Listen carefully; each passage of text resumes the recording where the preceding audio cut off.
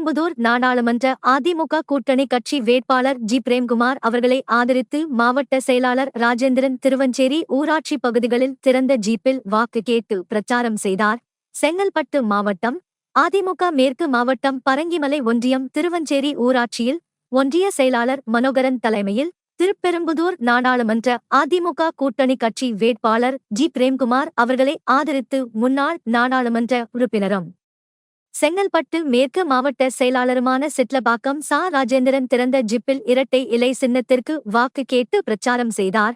அப்போது மாவட்ட எம்ஜிஆர் மன்ற துணைத் தலைவர் திருவஞ்சேரி பாலாஜி ஜானகிராமன், ஒன்றிய விவசாய பிரிவு செயலாளர் சி ரமேஷ், கிளை கழக செயலாளர்கள் J Bhaskar, J M Santhosh, E Suryaprakash, R Dayalan ஆகியோர் வேட்பாளருக்கு மாலை அணிவித்தும் கிரீடம் அணிவித்தும் சிறப்பான வரவேற்பளித்தனர்.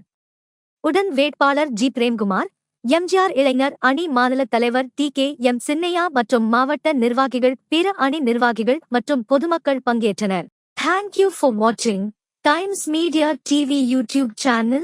Subscribe and like, share and comment. Thank you.